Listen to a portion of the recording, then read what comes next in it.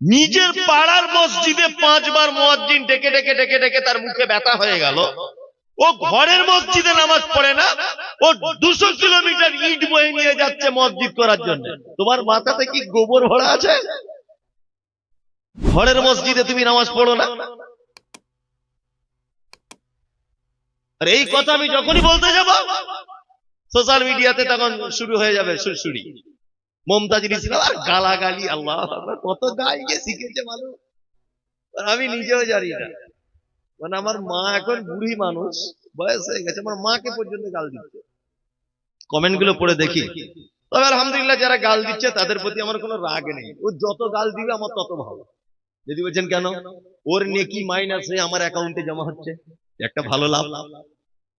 মানে ইবাদত করলে নেকি হয়, কিন্তু আমি ঘুমিয়ে থাকলে ওই যে গাল দিয়েই যাচ্ছে আমাকে মোবাইলে, আমার অ্যাকাউন্টে তো নেকি, ওর নেকি মাইনাস হয়ে চলে আসছে। লাভ না? লাভ লাভ। আসলে আবেগে গা ভাসিয়ে দিলে চলবে না, কিছু বুঝতে হবে, মাথায় কিছু মগজ টগজ থাকতে হবে, মাথায় কিছু মগজ থাকতে হবে।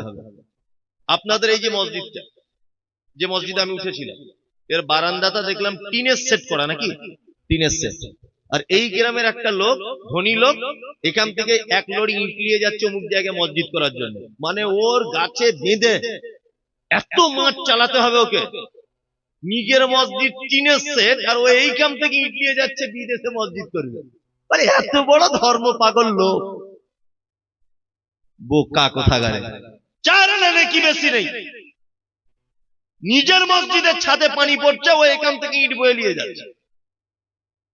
বদমাইশি জায়গা পাও না? এ কথা বলতে যাও, বলবে মসজিদের বিরুদ্ধে বলে, মাদ্রাসার বিরুদ্ধে বলে। আরে আমি যা বলি ঠিকই বলি। আর একটা কথা বলি, মোবাইলে কোনো কথা শুনে কাউকে গাল দিতে যাবেন না। মোবাইলে এখন 85% কথা মিথ্যা।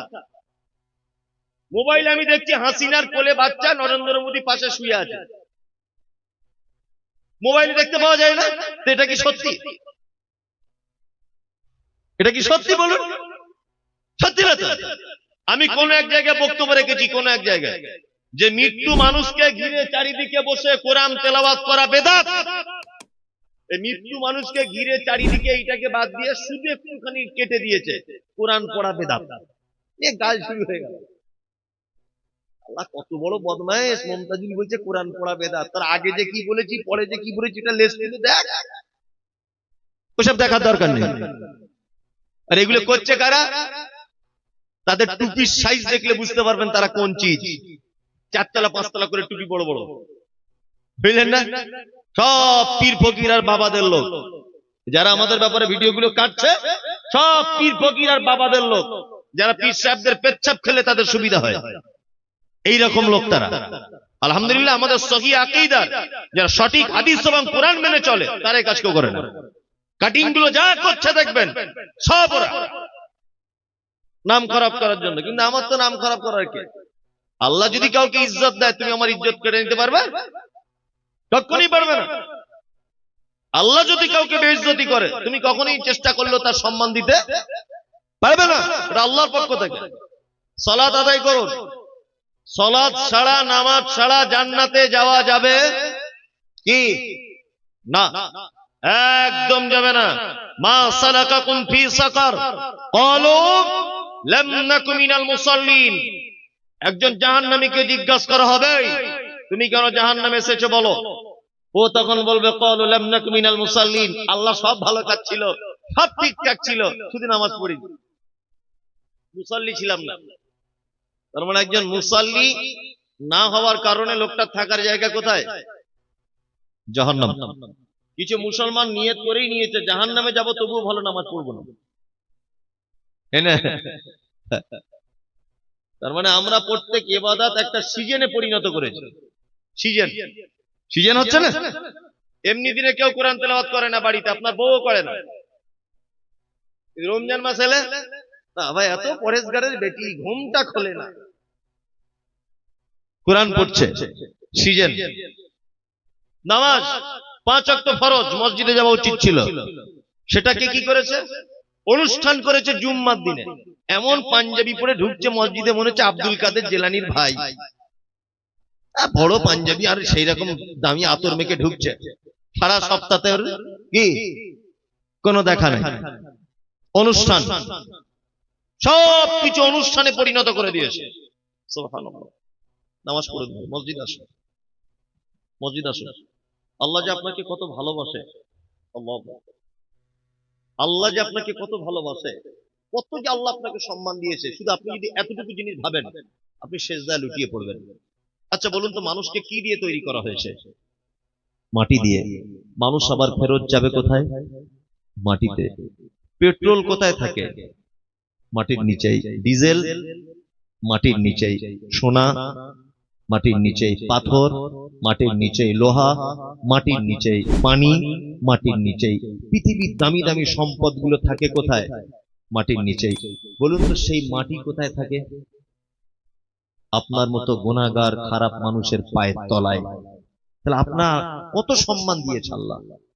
পৃথিবীর সোনা চাঁদি মণি মুক্তা পেট্রোল ডিজেল পাথর লোহা সব মাটির তলায়, তার উপরে কে আছে? আপনি। আপনাকে আল্লাহ কত ভালোবাসে, সবার উপরে আল্লাহ আপনাকে রেখেছে। আল্লাহ কত ভালোবাসে আপনাকে। পৃথিবীতে আপনার টাকা কম, আপনি অসুস্থ হন, আপনার ছেলের আপনার কেউ কথা শুনবে না, আপনার স্ত্রী কথা শুনবে না, আপনার বেটি কথা শুনবে না, পাশের বাড়ির কাউকে ডাকলে আসবে না। টাকা যদি কমে যায়, আপনি যদি একবার বিছানায় পড়ে যান, এলাকার এমএলএ কে ডাকুন, কথা শুনবে না, নেতা মন্ত্রীদেরকে ডাকুন, কথা শুনবে না, কেউ আপনার কথা শুনবে না। কারণ আপনি অসুস্থ, আপনি ধনী লোক নয়, টাকা পয়সা নেই, কিন্তু আপনি মালদার হসপিটালে শুয়ে আছেন, নোংরা বেডে ছেঁড়া কাপড় পরে পেচ্ছাপ পায়খানা করে দিয়েছেন, পরনে ভালো কাপড় নেই, পেটে ক্ষুধা। এইরকম ভাবেও যদি রাত দুটো একটা তিনটের সময় যদি আল্লাহকে একবার ডাকেন, আল্লাহ আমি বড় অসহায়, হসপিটালে শুয়ে আছি, পৃথিবীর কেউ আমাকে দেখতে পাচ্ছে না, বাড়ির আত্মীয় স্বজন আজকে দূরে চলে যাচ্ছে, আল্লাহ তুমি একটু আমার দিকে ফেরো। আল্লাহ মুহাম্মদ সাল্লাল্লাহু আলাইহি ওয়াসাল্লামকে বলছে, তারা কি জানতে চাইছে, তারা কি আমাকে ডাকতে চাইছে? তাদেরকে বলো আমি তাদের একেবারে নিকটে থাকি। হসপিটালের বেডে থাকো, পানির ভিতরে থাকো, পাথরের স্তূপের ভিতরে ঢাকা পড়ে যাও, বিল্ডিং এর স্তূপের ভিতরে ঢাকা পড়ে যাও, আমার আল্লাহকে আপনি যে অবস্থায় ডাকবেন, আল্লাহ আপনার একেবারেই কাছে থাকে।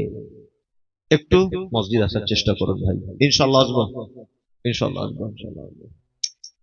আপনি যে কত বড় বেঈমানি করছেন, কত বড় যে বেঈমানি করছেন। আচ্ছা বলুন,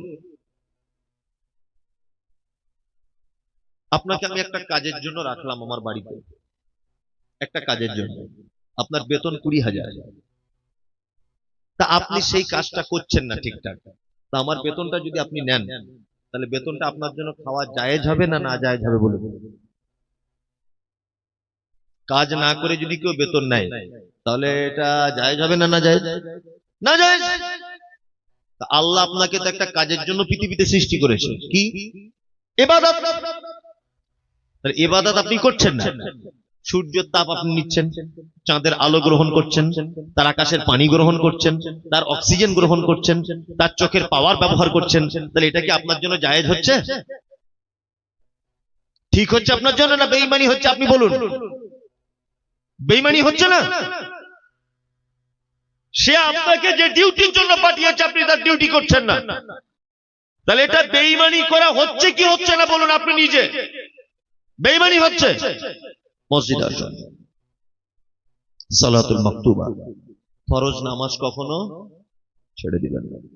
তবে আমাদের বর্তমান নামাজি আছে পৃথিবীতে, আমাদের নামাজিদের আবার অনেক কোয়ালিটি আছে। কোয়ালিটি আছে না? সাংঘাতিক কোয়ালিটি। কিছু নামাজি আছে শুধু 2 ঈদে যায়, আবার গিয়ে ঝামেলাও বানায়। আপনাদের এখানে অবশ্য এরকম নামাজি নেই। আর কিছু নামাজি আছে ওই আপনার শুধু জুম্মার দিনে জেনে যায়।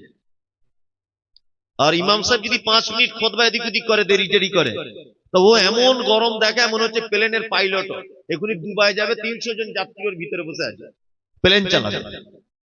অথচ দেখুন মসজিদ থেকে বার হয়ে ফটিকের চায়ের দোকানে বসে চা টানছে আর বলছে অমুকের বউ কোথায় যায় বলতো প্রতিদিন, অমুকের বেটিটা কোথায় যায় বলতো প্রতিদিন, অমুকের বইয়ের কথা, অমুকের বেটির কথা।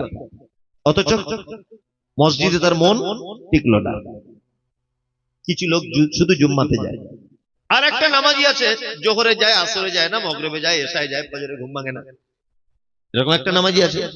আর একটা নামাজি আছে তারা নামাজ 5 ওয়াক্তই পড়ে, কিন্তু কিছু জানে না, ওই এমনিতেই চালায়। এরকম নামাজি আছে না নেই? চাচা, ও চাচা, বায়েদ বাহিনীটা বলো তো বাপ। বলছে জানি না। আচ্ছা আচ্ছা, আত্তাহিয়াতুটা বলো। বলছে ওটাতে জিভ ঘোরে না। আচ্ছা আচ্ছা, সূরা ফাতিহাটা জানো? বলছে কেন বাপু, লজ্জা দিচ্ছ আমাকে বাপ? আমি দোয়া কিছু জানি না, তবে 30 বছর পড়ছি। 30 বছর। তাহলে ও তো দোয়া জানে না, স্বীকার করলো। স্বীকার করলো কি করলো না? করলো। আল্লাহু আকবার। সব জায়গায় রুকুতে গিয়ে, সেজদায় গিয়ে। চাচা তুমি যে বললে দোয়া জানি না, তা কি বলছিলে তখন? শুনলেন মানে ওইখানেও চিটারি। তুমি যে স্বীকার করলে দোয়া জানি না, যে দোয়া জানে না সে তো চুপ থাকবে। ঠোঁট লেড়ে কি বলে, কি বলে বলুন? শুনুন একটা কথা বলি, আমি একটা ভালো রাঁধুনি, খুব ভালো। আমি বিরিয়ানি রান্না করতে পারি, ফ্রাইড রাইস করতে পারি, চিকেন পোলাও পারি, চিকেন কষা, মটন কষা, সবকিছু পারি। এলাকায় আমার বিখ্যাত রান্নার নাম। আপনার বেটির বিয়েতে রান্না করতে গেছি, আপনি আমাকে বলছেন মৌলভী সাহেব আপনার তো খুব নাম রান্না, তা আদা রসুন আর সরষের তেল আর পেঁয়াজ ছাড়া একটু ভালো রান্না করে দেন। আচ্ছা বলুন, জীবনে রান্না ভালো হবে? হ্যাঁ, তার মানে একটা রান্না ভালো হতে গেলে রান্নার মশলাগুলো ভালো চাই, তবেই তো রাঁধুনির নাম হবে। হ্যাঁ, তুমি যে নামাজ পড়ছো সারা জীবন, তোমার নামাজি নাম হয়েছে, কিন্তু তোমার নামাজে মশলা নাই। মশলা না দিলে কোনোদিন হয়? আমি অবাক হই। এই যে যাওয়ার সাথে মেলা বসেছে, মেলা বসা হারাম না জায়েজ না না জায়েজ ফতোয়া আমি দিচ্ছি না, ফতোয়া দেওয়ার মতো আমার যোগ্যতা নেই। তাই পরামর্শ দিতে পারি যে এইগুলো থেকে আমাদেরকে একটু বেঁচে চলাই ভালো, চেষ্টা করা ভালো, কিভাবে এগুলো আস্তে আস্তে করে তুলে দেওয়া যায়, এইগুলো চেষ্টা করবেন, এটা পরামর্শ, ফতোয়া আমি দিচ্ছি না। এই যে মেলাতে দোকান বসেছে, আপনি একটা জিলাপিওয়ালাকে জিজ্ঞেস করুন, মিনিমাম 50,000 টাকা জিলাপি বিক্রি হয়েছে। কালকে যেখানে জলসা করলাম উত্তর দিনাজপুর করমদিঘিতে, একজনা জিলাপিওয়ালা কমিটিকে বলেছে আমি 20,000 টাকা দেবো, শুধু আমার দোকানটা একবার বসতে দাও। 20,000 আমি দেবো। তার মানে ও লাভ করবে কত টাকা এদের 20,000 দেওয়ার পরেও? ব্যাপার বুঝতে পারছেন? আপনি একটা বাদামের দোকানে যাবেন, 2-4 কুইন্টাল বাদাম বিক্রি হচ্ছে, কিন্তু বড় দুঃখকর লাগে, একটা লোককে আমি দেখলাম ওখানে বইয়ের দোকান দিয়েছে, আতর টুপি শর্মা বই, এই জায়গাটাতে বই নিয়ে বসে আছে। ওকে গিয়ে জান যে একটা দুয়ার বই বিক্রি হয়েছে কি? ঠান্ডায় কাঁপছে, একটা বিক্রি হয়নি। জান অথচ বাড়ি যাবার সময় 3.5 কেজি জিলাপি কিনে নিয়ে বাড়ি যাচ্ছে। তুমি জিলাপি জন্মে খাওনি? 4 কেজি বাদাম কিনে নিয়ে বাড়ি যাচ্ছ, বাদাম জীবনে চোখে দেখোনি তুমি? 4 কেজি বাদাম আর 3 কেজি জিলাপি কিনে নিয়ে বাড়ি যাচ্ছে, অথচ 30 বছর লোকটা নামাজ পড়ছে, 30 টাকা দিয়ে একটা দুয়ার বই কিনে 4টে দোয়া মুখস্থ করতে পারল। জাতি কোনোদিন পরিত্রাণ পায়? জিলাপি খাচ্ছে, বাদাম খাচ্ছে, গজা খাচ্ছে, আপেল আঙ্গুর কিনছে জলসা থেকে, একটা দুয়ার বই ওর চোখে পড়ে না। যে একটা দুয়ার বই কিনি, অন্তত সূরা ফাতিহাটা মুখস্থ করি। আমাদের মসজিদে যে সমস্ত নামাজিরা দেখতে পাওয়া যায়, এটা আমি তদন্তর কথা বলছি, 80টা লোক নামাজের পদ্ধতি জানে না, দোয়াও জানে না। 80টা লোক, ইল্লা মাশাআল্লাহ 20 জন জানলে জানতে পারে। ঠিক বলছি না ভুল বলছি? তদন্ত করে দেখুন, আপনি তদন্ত করুন। কালকে মসজিদে যান, আপনার মসজিদে মুসল্লিগুলোকে ধরুন। আবার কিছু লোক আছে তাদের ভুল সংশোধন করে দিলেও বিপদ। নামাজে পা গুলো এরকম করে রাখতে হয়, এরকম। একজন এরকম ফাঁক করে রেখেছে, তাকে বলছি চাচা যে পা গুলো জমা করে নাও। তা বলছে তোর কবরে তুই যাবি, আমার কবরে আমি যাবো, তুই বেশি ফাটফাট করে বকবি। যা মানর ভালো কিছু বললেও কি বিপদ। অততি যাকাতিল মাফরুজা, মুহাম্মদ সাল্লাল্লাহু আলাইহি ওয়াসাল্লাম বলেন, তুমি যদি জান্নাতে যেতে চাও তাহলে তুমি তোমার সম্পদের যাকাত দিয়ে দাও। ওয়াতাহুজ্জাল বাইত, আর মক্কায় যাওয়া আসার মধ্যে কিছু টাকা যদি তোমার কাছে থাকে তাহলে তুমি একবার হজ করে নাও। ওই যে আল্লাহ নবী সাল্লাল্লাহু আলাইহি ওয়াসাল্লামের কাছে একটা ছেলে এসেছিল যে আমি জান্নাতে যাব, আমাকে কিছু আমল বলে দেন। আল্লাহ নবী সাল্লাল্লাহু আলাইহি ওয়াসাল্লাম কটা কথা বললেন? পাঁচটা। তা'বুদুল্লাহ, আল্লাহ সুবহানাহু ওয়া তাআলা গোলামি করো। দুই, ওয়ালা তুশরিক বিহি শাইয়্যা, কখনো শিরিক করে দিও না। অতুকিমুস সালাতিল মাকতুবা, ফরজ নামাজ ছেড়ে দিও না। অতুতিজ যাকাতিল মাফরুজা, যাকাত নিসাবের মধ্যে চলে এলে দিয়ে দিও। ওতাহুজ্জাল বাইত, আর কাবা থেকে ঘুরে যাওয়া আসার মতো টাকা যদি তোমার কাছে থাকে তাহলে তুমি কি করো? একবার হজ করে দাও। এটা কি কোনো উন্নতি কল্পে জলসা নাকি? না এমনি? আমি তো জানি না, বুঝতে পারছি মসজিদের উন্নতি কল্প। ও, তাহলে কিছু বলি নাকি? আচ্ছা আচ্ছা, হ্যাঁ, ওই ব্যাপারে কিছু বলতে হবে। শীতকালের রাত তো, এখন আর কোথাও তো 11:30 11টার বেশি জলসা হচ্ছে না কোথাও, মানে কুয়াশা পড়ে যাচ্ছে, মানুষজন ফিরবে, শীতকাল, রাতের ব্যাপার। এখন তো মসজিদে দান করার ব্যাপারে প্রতিযোগিতা চলছে সব জায়গায়। মানে কি যে পেয়েছে মানুষ, আমি কিছু বুঝতে পারছি না। তারপরে মসজিদের ব্যাপারে এখন মানুষের বিশাল দরদ, আলহামদুলিল্লাহ, এটা ভালো জিনিস।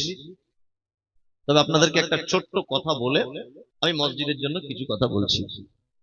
আচ্ছা, একটু আমার দিকে ফিরে, মোবাইল টোবাইল অত বেশি ক্যামেরা করতে হবে না। আচ্ছা, আপনি যে বাড়িতে বসবাস করেন বর্তমানে, আচ্ছা এই বাড়িটা আগে কার ছিল? এই জমিটা, যে জমিতে আপনি বাড়ি করেছেন, এই জমিটা আগে কার ছিল? আপনার বাবার, তার আগে আপনার দাদু। এখন ধরে নেন এই জমিটা আপনার নামে হয়ে গেছে, আপনার বাবা মারা গেছে। এখন ধরে নেন আপনার দাদু কবর থেকে উঠে এসেছে, ধরে নেন কবর থেকে উঠে এসে বলছে, আব্দুল্লাহ ঘর থেকে নাম। কেন? তুই কে? যে তুই কে মানে জমি আমার ছিল, নাম তুই। আচ্ছা, এই যদি কবর থেকে এসে এখন আপনাকে হঠাৎ করে বলে ঘর থেকে নাম, এই জায়গাটা আমার ছিল, তোর পাছার চামড়া থাকবে? থাকবে? থাকবে। কারণ ও প্রমাণই করতে পারবে না এই জমিটা ওর ছিল। প্রমাণ করতে পারবে? পারবে না। এবার আপনাদেরকে একটা কথা বলি, আপনার বাপও যদি কবর থেকে উঠে এসে বলে এই জমিগুলো সব আমার ছিল, জীবনে প্রমাণ করতে পারবে? পারবে না তো, কারণ নাম পরিবর্তন হয়ে গেছে, তাই না? আচ্ছা, আপনাদের যে মসজিদটা দান করেছে জমিটা, উনি আমাকে খাওয়াচ্ছিলেন, যাই হোক, ওনার নাম আমি জানি না। এই জমিটা কি দান করেছে কেউ, না কে, না কি দান করেছে? দান করেছে। আচ্ছা, যে লোক দান করেছে ধরে নেন তার নাম আব্দুল্লাহ, তার একটা দানপত্র দলিল হয় জমির, হয় না? এই আব্দুল্লাহ এখন ধরে নেন 200 বছর পরে আবার এই গ্রামে এসছে মরার পর। আচ্ছা, আব্দুল্লাহ এসে প্রমাণ করতে পারবে যে মসজিদের জায়গাটা আমার ছিল? প্রমাণ করতে পারবে? পারবে খেপা, পারবে।